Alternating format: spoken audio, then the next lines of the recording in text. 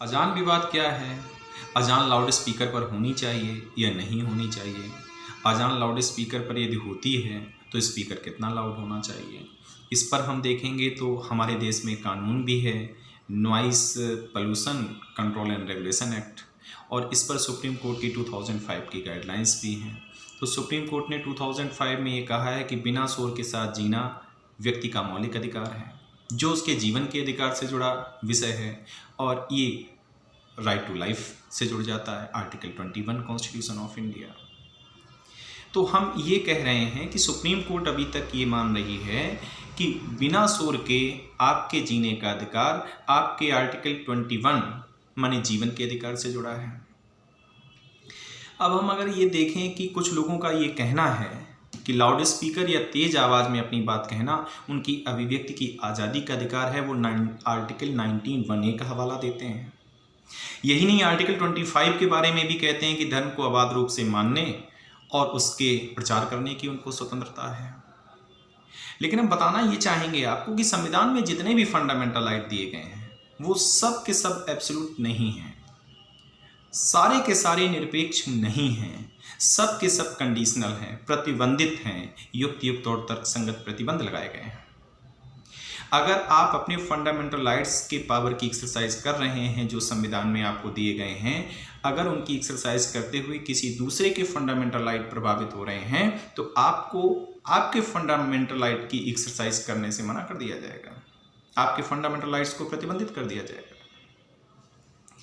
जैसे मिसाल के तौर पे आर्टिकल 19(1)(a) की बात करें तो article 19(1)(a) freedom of speech and expression की बात करता है।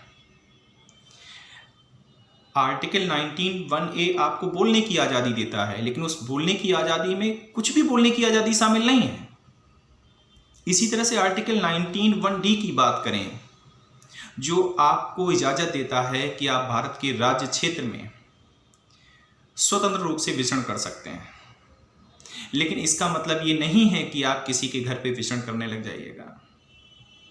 तो इसी तरह से हम कहने का मतलब ये है कि अभिव्यक्ति की आज़ादी जीवन के अधिकार से ऊपर नहीं है। जब भी अभिव्यक्ति की आज़ादी और जीवन के अधिकार के बीच में टकराव होगा, अभिव्यक्ति की आज़ादी हारेगी, जीवन का अधिकार राइट टू लाइफ आर्टिकल 21 जीतेगा। हम इमरजेंसी सिचुएशन में भी आर्टिकल 20 और 21 को सस्पेंड नहीं कर सकते।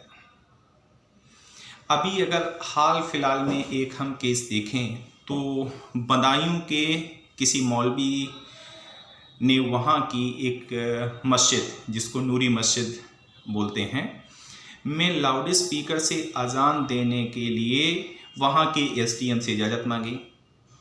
जब एसडीएम के द्वारा इजाज़त नहीं दी गई तो ये मामला हाई कोर्ट आ गया, इलाहाबाद हाई कोर्ट आ गया। इलाहाबाद हाई कोर्ट ने अभी 3 दिन पहले ये डिसीजन दिया है।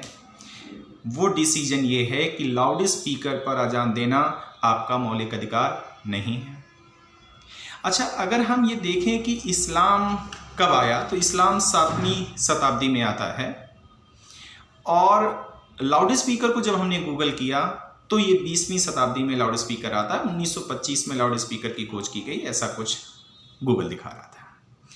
तो 7वीं शताब्दी से लेकर के 20वीं शताब्दी तक अजान कैसे दी जा रही थी?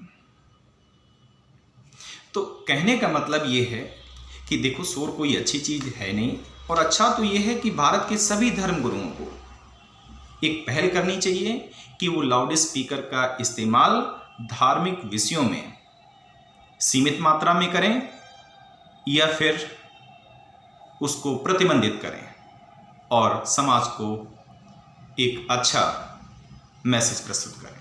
धन्यवाद।